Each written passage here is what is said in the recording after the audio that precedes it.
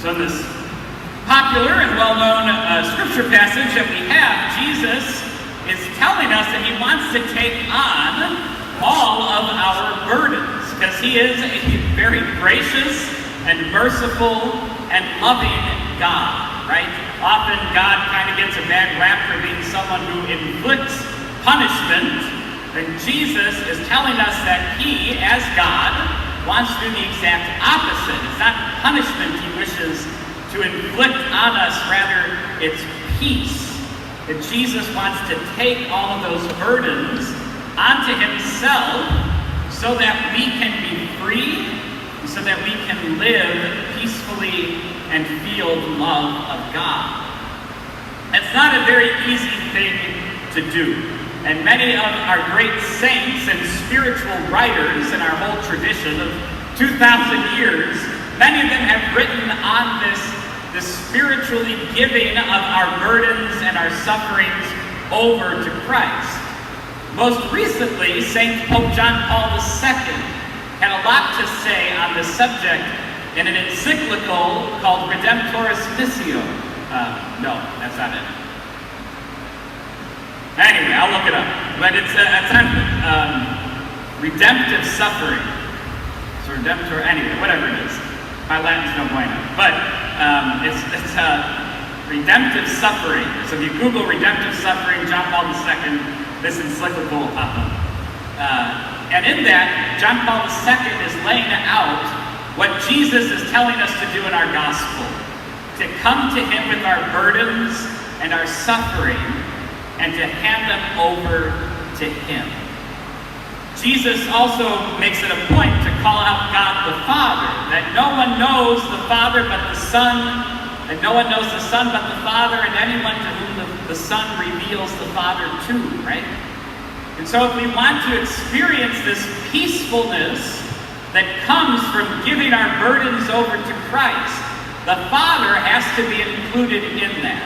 And of course, because they're Trinity, the Spirit is also at work. So what does this look like? Well, I'm going to encourage you to try it during Mass this morning. It really is quite simple. You just look at Christ on the cross. Look at the crucified Jesus, where he is taking on all of human suffering through this action of being a completely innocent man put to death in this very brutal way. And he's doing it so that we can receive salvation. So that our sufferings will all be brought to his one suffering, so that no one will suffer again in the eternal kingdom of heaven. So begin by looking at the crucifix, and with your eyes of faith, to look beyond the crucifix to the resurrection, as a reminder that our suffering is not the end of the story, just as Jesus' crucifixion was not the end of the story, right? Good Friday is the climax, but it's not Easter Sunday. So as you look at the crucifix, then you bring to mind all of the things in your life that's causing you pain. It might be your physical suffering or an illness. It might be psychological suffering that you're going through. Given the last 6 months of our life, there's a lot of that. And to bring that to mind, and spiritually to hand that over, literally, to like in your mind, give it to Jesus on the cross. Come to me, all you who labor and are burdened, and I will give you rest. Jesus wants to take our yoke of suffering and give us his yoke of love. And in giving all of those things, and you have to name them, you have to be specific. Literally, tell Jesus what is giving you pain. Don't just say like, oh, I woke up with a bad back this morning, right? And don't just say like, oh, I'm a little depressed today.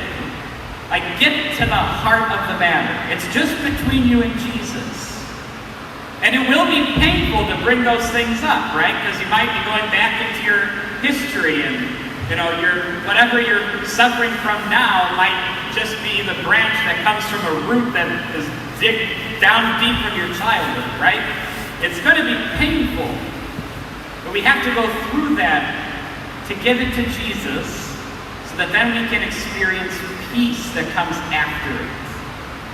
It sounds simple, it is hurtful, but just think in your own lives with your parents, right? I remember, still to this day, I'm a big wimp. I hate going to the doctor, I hate needles, all right? I'm terrified of shots, always have been, never got over it, I know I'm a big baby, all right? But I remember when I was a kid, and my parents bringing me to get a shot, how like they just kept hugging me and telling me it's going to be okay, and my mom, kissing my boo-boo, and all of these things to comfort me, right?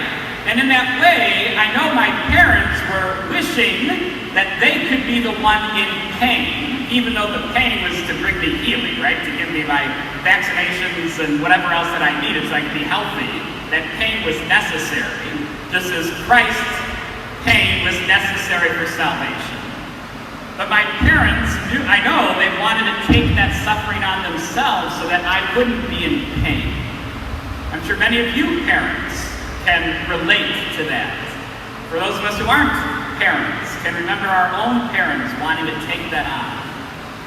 That's what Jesus wants to do.